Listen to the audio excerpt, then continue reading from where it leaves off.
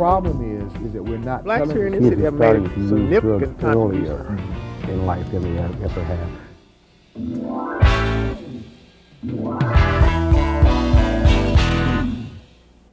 Welcome to Minority Focus. I'm your host, Jimmie Moore, and we're talking with Reverend Anthony Walton today about a subject that we've discussed before, and that's the activities of the organization called Crossroads here in the city. That's connected with the criminal justice system, in that people who have sentences can pay a fee to Crossroads and have Crossroads monitor whatever it is that the judges have instructed them to do or not do for a fee. Reverend Walton's had some issues with that. Yes. We've discussed the matter with a representative of Crossroads. After further information from Reverend Walton, we've gone again to Crossroads and offered them the opportunity to come to talk about the matter, sent faxes to them. Unfortunately, we have not had a response from them. And we have Reverend Walton back with us today. Yes, sir. To talk about some of those other areas. Mm-hmm. You've apparently found out some other information about some things that are... Well, one of the things that I'm really concerned about, I have a young man that he was sentenced with no insurance. Crossroads is supposed to monitor him for a year, 12 months. He's supposed to pay them every month that he goes to them to show them that he has insurance. That's all he's supposed to do. Go say, I have insurance, here's my money. Unfortunately, now they've taken his license because he had no insurance in a certain period of time, I think within the last 5 years. But he still, now he's not, he has, his license has been suspended, but he's still supposed to have insurance on a car that he's not supposed to drive because he don't have license. But he still, for a year, this just happened maybe last month. Mm-hmm. So for a year now, he has to go to Crossroads, show them that he has insurance. And if he don't have insurance on a car that he cannot drive because he don't have license, then they can sentence him to jail because he don't have insurance. Right. So this is, to me, is almost like how are you forcing a person to do something like this when now they don't even have license?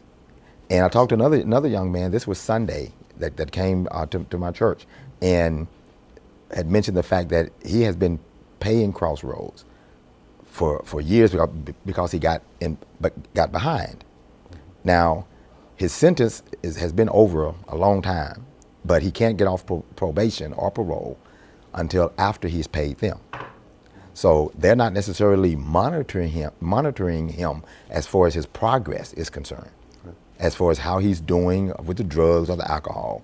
Mm-hmm. All they are concerned about is making sure that he continues to pay them monthly. Well, that person,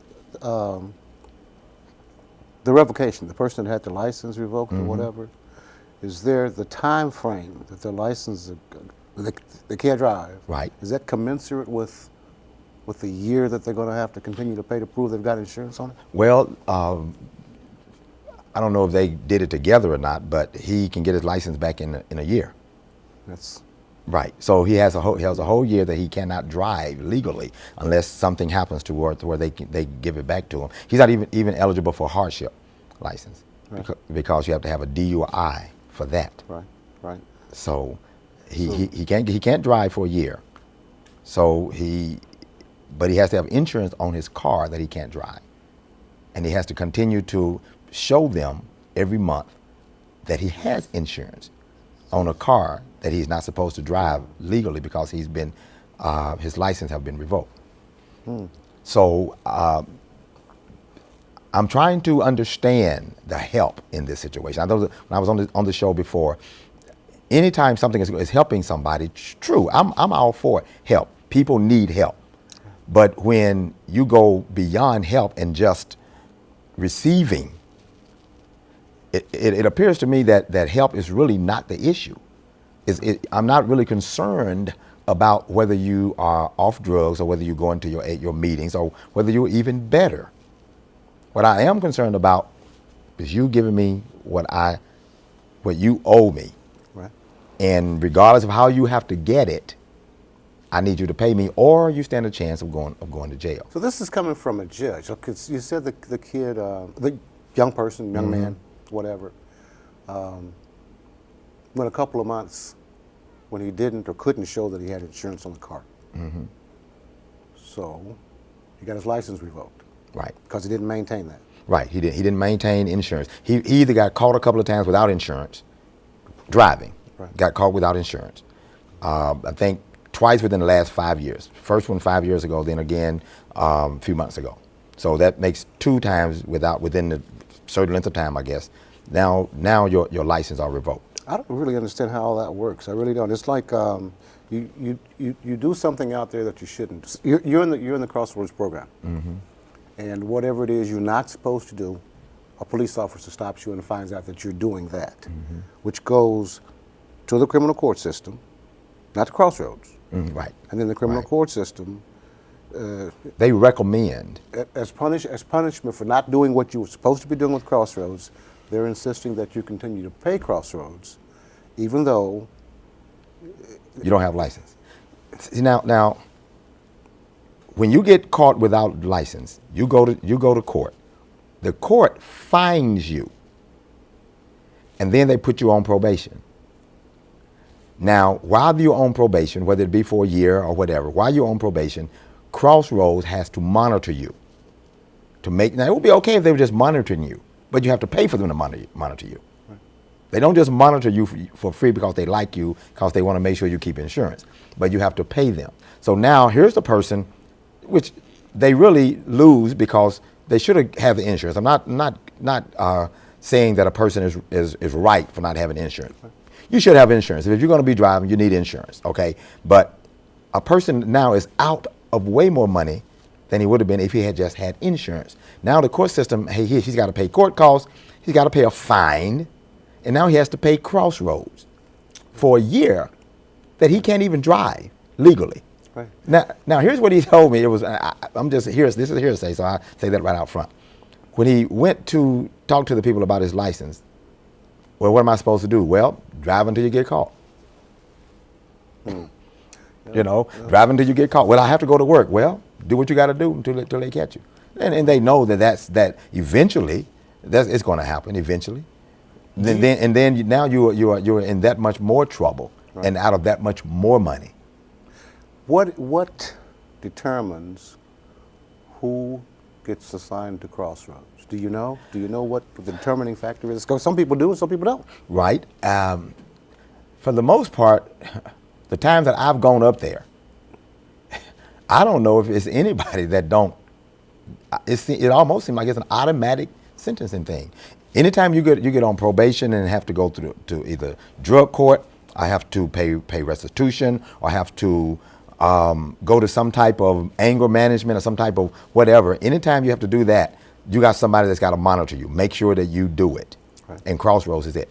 Right. Now, from my understanding, there were other organizations at one time that were doing that.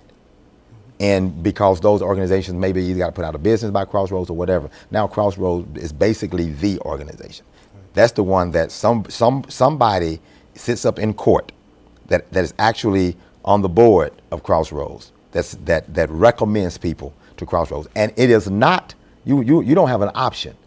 You don't have an option. I think someone said, well, you have an option. No, that's a part of your probation. That's a part of your parole, whatever it is that the judge puts you on. Crossroads is a part of that. So the personalities at Crossroads are not, I forget the terminology for it, but they're not officers of the court, because officers of the court are people in legal positions, if you will. Right. They're not police. Right. But they are legitimate officers of the court. So people at Crossroads are not officers of the court. What's enabling them to be able to sit in the courtroom and recommend to a judge what's to be done with the person as far as the punishment? From my understanding, if there is a person that works for the county attorney's office that sits on the board for Crossroads, that is one of the reasons why they can get recommended to Crossroads so easily. Right. Because if I sit on the board, but yet I work for the county attorney's office, I'm in the courtroom every day. Right. So if I'm in the courtroom every day because I work for you, but I also sit on the board with Crossroads, then it's very easy for me to recommend people to Crossroads because I sit on the board and I work in the county attorney's office. Right. Not drawing any lines as to whether there is any good, bad, right, or wrong. Right. Without going there. Okay. If there is a problem, if something is amiss, or that is not in order or as it should be, what can or should be done about it? I think, and again, I'm not saying that people don't need to be monitored. I'm not saying that at all. I think originally it probably started out as something good, beneficial, helping.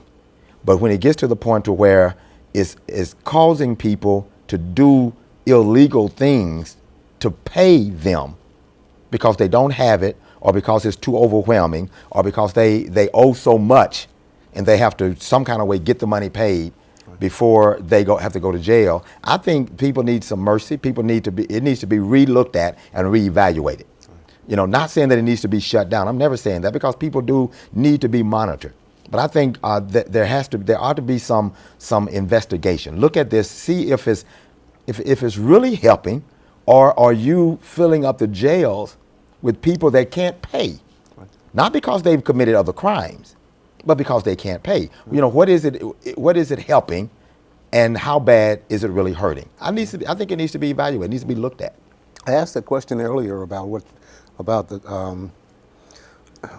where the decision comes from as to who does or doesn't go to Crossroads for the monitoring system, because I know in so many cases, say for example, if you in the adult world, are we talking about people who aren't adults yet? No, we're talking about adults. These are adults too. These are adults. I don't know if they do anything with minors or not. Because there's so many cases where things like that happen, where if you get ticketed for not having insurance, then you buy the insurance, you go to court, you pay a fine. You wouldn't pay a fine. You pay court costs for being in court. Right. But once you prove that you have that automobile insurance, then that's the end of that. That's taken off in a lot of cases. That's why I wondered if it was about juveniles, not adults. From my understanding, is traffic court it's the adults. From these are the ones that I have been associated with. I have not been associated with a child, a minor, or a non-adult that is on Crossroads. I'm not saying that they're not on Crossroads. I don't know any. Right. And the ones that I've had to deal with were adults, and it's kind of odd, because I don't know exactly how they go about, whether it's the first time, second time, whatever. But from the way it seemed to have been happening so far, it can kind of go either way, whether it's your first time or second time. If you get put on probation, if you don't have insurance, if they are wanting to monitor you to make sure you keep it, then you're gonna have to go to them so that they can make sure you got insurance. Right. I understand. I imagine that could cross a lot of areas, like in the case of drug usage or whatever. If you're supposed to take drug tests to see if you're behaving, that's a monitored kind of thing, which you have to pay for, and all those other things. I remember in a much earlier show with Reverend Charles Russell, he gave a number of statistics as to the disparity in treatment in the legal system, particularly for young black men. He did a lot of time in the courtrooms down there, and found that there was a disparity in how the sentences and et cetera that black people get and other minorities get. Right.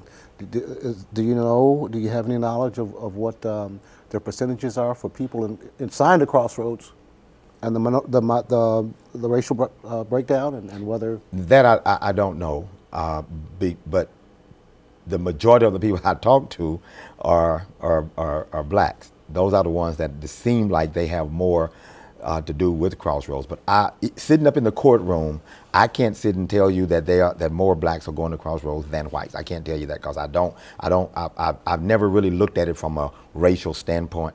And some things, as far as I'm concerned, it really has nothing to do with white or black. And it's just the unfairness of certain things. Right. And now, as far as, do I feel like blacks are being treated fairly in the court system? No. Do I feel like blacks are getting probably more time for the same type of crime? Yes. Do I feel like blacks are being fairly represented in the criminal justice system? No, they're not being represented fairly. Right. So if you're asking me those questions, I can, from my 20 years of almost being out of prison and working with the prison system, it's very unbalanced when it comes to minorities, very unbalanced. But that's a whole nother story. But then you got the system within itself that is still not being fair to men and women across the board. Right. And that's the problem that I have. Because whether you're black, white, male or female, if you don't have money, then you're gonna force me to stay out of jail and do whatever I have to do to pay you. And that's the problem that I'm having. For sure. I know that a lot of ministers, most ministers that I know, are very, very, very busy men. In some cases, that is what they do. It's all they do. In other cases, there are ministers who have other jobs, but those ministers who do this on a daily, everyday basis, this is what you are about, totally. Right. There may or may not be a time frame with all that you have to do to be a part of a monitoring device in the systems, to be actually in the places where these things are going. I know you do that, as much as you can. And I've made mention before that a number of other ministers in the city have done that. But I've also mentioned that it would be so beneficial if instead of one of those ministers being at those places at one time, then why would there not, or why could there not be 4 or 5 or 10 of them represented there at the same time? And it could be.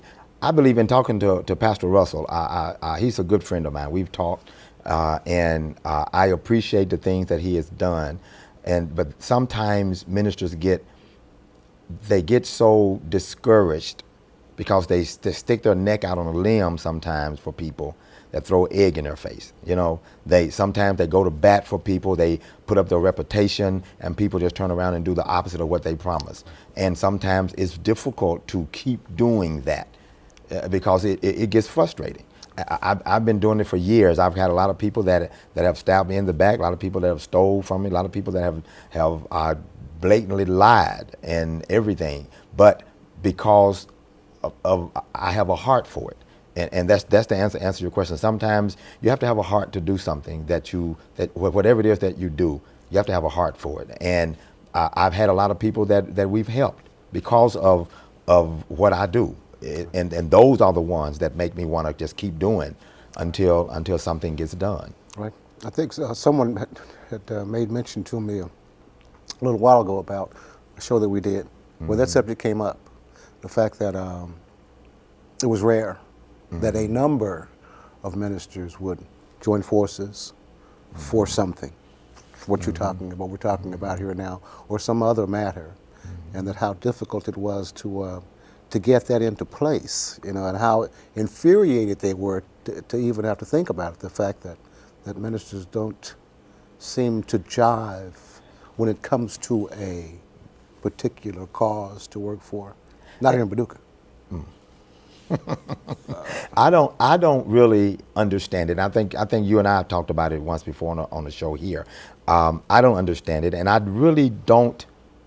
can't allow myself to be concerned about that, about what other ministers are doing or not doing, trying to get all of us together as a united front. Yes, it would be great. It would be great if we could, but I can't wait until that happens before I make mention of something that I feel like is necessary. I can't wait until we all come together at the round table and decide how we're going to do and plan some form of attack. When I see something that I feel like needs to be done, I'll just do it myself. And I would love if we could come together and do something. And I'm not saying that others are not, but I can't wait and find out are you going to join me? Are we going to come together? When are we going to separate these walls or whatever? I can't wait for that. If I see something that needs to be done, I will do whatever I can do to help. Right. I know there are some particular occasions, holidays, events, where there's a joining, of various faiths, around the city. And I don't doubt some other things that perhaps I don't know about. I don't know. but not that I know of. Are there very many of them? I grew up in a situation, a family situation, where members of my family belonged to a faith that chooses not to socialize in a worship sense with any other faith. A very aloof, righteous, type of organization caused great conflict in the family. And it came to that point where I felt it necessary to say, we're going to have to forget what we are, and let's just be sisters and brothers. And I don't want to talk about anything else. And let's not have these conversations anymore. And it worked. It really worked. But we had to get to that point, and I think that's how the minstrel. If that were to happen, their beliefs and their interpretation of the Gospels and things of that nature would have to basically be left out of the picture. No doubt about it. Because anytime you start deciding or talking or discussing what you believe versus the other person, quite naturally there's going to be some disagreements. And the scriptures even say, how can two walk together except they agree? Right. So we're going to have to find a common cause with a common goal so that we can attack it together and leave out the differences. Right. I mean, if you're open to conversation and around people who choose to have conversations that involve religion and practices and what have you, you're inevitably going to hear it. Them Baptists, man, them Catholics, man, I don't know about them Jehovah's Witnesses and them, Church of Christ Holiness. Everybody's got these odd things about them, supposedly, that doesn't allow us, even though we're in the company of each other. Somewhere in the back of our minds, we've always got this thing where I'm somehow better than you, or you're less than I, or you're so different from me that I can't fully accept what you are, that somehow needs so desperately to be gotten rid of under particular, if not period, under particular circumstances, where that group of 10 or 15 ministers sat in on this thing and all checked it out together and came out as a force. Right, and that's what needs to happen. But I think when I was on the show before, not this last one, but the time before, and I think you asked me, would it happen? And I think I said yes. But then now, after really surveying, I don't know if it could or not, because of the spirit of competition, the spirit of my own personal kingdom, the spirit of division that is here. And sad to say, black congregations seem to have more difficulties in coming together than the whites. Sad to say. A lot of that is because of our slave-like type mentality, the thing that we've come out of. Crab in the pot? That kind of? It's some of our ancestral beliefs. We've been taught since we've been over here, basically, to be at odds with each other, so that we could not come together as a united front. Not saying that the white man has got this, doing this, but it's a spirit. It's a spirit that hovers around us that keeps us separated so that we cannot come together. And unfortunately, our denominations has also divided us. And it causes great division. And understand, Christianity is different than religion. And people have to understand that. Like you mentioned, you put Jehovah's Witnesses in with Christianity. They don't consider themselves as Christian. The Mormons don't consider themselves. I wouldn't go there. I wouldn't go I through know, no breakdown. I'm just kind of throwing it out there. So some things, even from a Christian standpoint, we should be able to have a common cause. But because of the spirit of division, it's very difficult. That's why one person's fighting over here, one person's fighting over here, one person's fighting over there, and we can't get anything done. Cain and Abel started all this, didn't they? Cain and Abel started. Did they? No, the devil started all. No, they were just products of what the devil did. I was thinking about the Middle East and all that. Oh yeah, that thing that goes on. Yeah, over there. It's perhaps all these things can get, as far as the associations and all that, can get resolved one day. If enough people look at it. In the meantime, it's good that people like yourself and Reverend Russell take the time to try to help, to look, not just be one of the talkers who stands back and hears and shares all of it, but who goes and physically, hands-on looks to see what's happening and going on. Better to have someone watching. Good, bad, right, wrong. I can't do that. But I'm glad that you're looking. I'm very doing the glad best I that you're can. looking. Yes, sir. You and Reverend Russell, and keep on looking. Just trying to help. Keep us posted. You bring it to me. We can get it out. Sure. Whatever information there is about anything good, bad, right or wrong that's going on out there. I appreciate it very much. Thank you for appreciate having you coming on the show. Thank you for having me. And I'll be seeing you out there sometime. What you got going on for the summer? Just a whole bunch of good stuff? A whole bunch of good stuff. It's too much to even talk mention. about. I've got my 7th year anniversary coming up. So You're gonna do the thing outside like you used to do in the summers street with services, the tent. yes, sir. Well, we're gonna hope to have a building right that? there by this summer, hopefully. Excelente. You've done a lot of moving around down there on Yes, that sir. corner. Oh, God and is God helping bless us. you that you're able to be where you are Yes. as efficiently and effectively God is helping as you us. are. That's an awesome thing God right is there helping with us. Yes. with the disparity. Yes, sir. God is helping us. It was good. Thanks again God so much bless you. Thank you for having coming. me. Appreciate it. And anytime you need to bring something to will. Paducah, let me know. I will. Appreciate I will. it. We God appreciate bless you being here. Thank you, sir. For Minority Focus, I'm Jimmie Moore.